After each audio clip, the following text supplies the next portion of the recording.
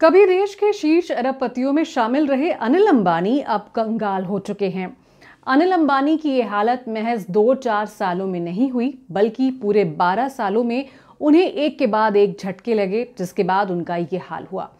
बाजार के विशेषज्ञ मानते हैं कि अनिल अंबानी की ये हालत पारिवारिक बिजनेस में उनके बंटवारे के बाद हुई है। अनिल अंबानी के हिस्से में जो भी कंपनियां आईं, उन्होंने उन पर कम ध्यान दिया, जबकि दूसरी ओर कई नए क्षेत्रों और मेगा प्रोजेक्ट्स में उन्होंने जमकर निवेश किया।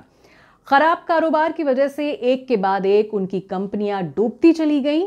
कुछ कंपनियां दिवालिया हो गईं तो कुछ को उन्हें बेचना पड़ गया। पिता के बिजनेस के बंटवारे से पहले अनिल अंबानी RIL यानी कि रिलायंस इंडस्ट्रीज के प्रमुख चेहरे थे।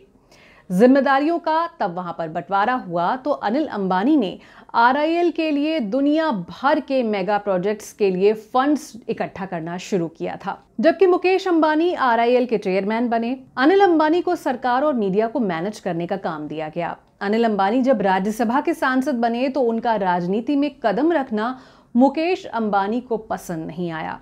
मुकेश उन्हें RIL के बिजनेस में ही पूरी तरीके से डूबा हुआ देखना चाहते थे और इसके बाद दोनों भाइयों के बीच दरार बढ़ती गई। साल 2004 में हालात यहां तक पहुंच गए कि दोनों एक दूसरे पर आरोप प्रत्यारोप भी लगाने लगे।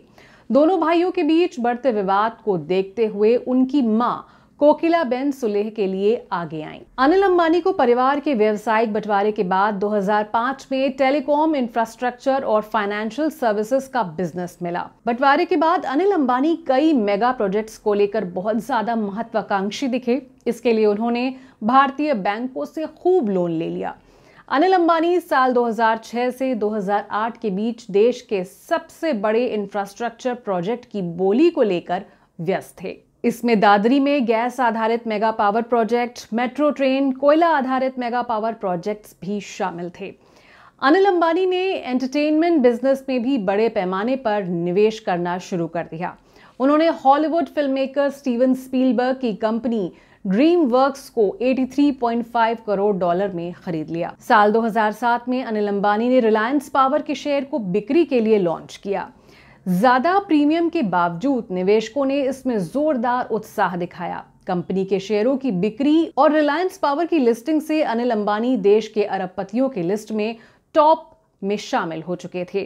साल 2007-2008 में उनकी संपत्ति और मुकेश अंबानी की नेटवर्थ में बहुत ही कम अंतर बचा था। साल 2017 में रिलायंस कम्युनिकेशन ने अपना वायरलेस बिजनेस बंद किया था। इसके बाद 2019 में रिलायंस कैपिटल ने अपना म्यूचुअल फंड का बिजनेस बेच दिया। इसके बाद साल 2020 की शुरुआत में रिलायंस पावर 685 करोड़ का लोन चुकाने में डिफॉल्ट हो गई। इसके अलावा रिलायंस इंफ्रा भी करीब 150 करोड़ के कर्ज में फंस गई।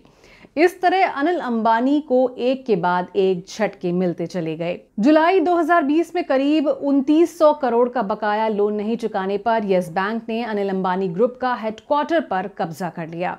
इसके अलावा जून में भारतीय स्टेट बैंक ने 1200 करोड़ रुपए की कॉरपोरेट लोन की वसूली के लिए अनिल अंबानी को राष्ट्रीय कंपनी कानून न्यायाधिकरण में खींचा था। यहां तक कि देश के सबसे बड़े बैंक भारतीय स्टेट बैंक समेत 3 सरकारी बैंकों ने अनिल अंबानी की telecom company Reliance communications limited के बैंक खातों को फ्रॉड करार दिया। तो इस तरीके से अनिल अंबानी की किस्मत ने उल्टी गिनती करना शुरू किया और किस तरीके से 2020 में उन्होंने सबसे ज्यादा नुकसान झेला। तो इस तरीके से हमने देखा कि कैसे एक अरबपति व्यक्ति कंगाली की हालत पर, कंगाली की कगार पर पहुंच जाता है।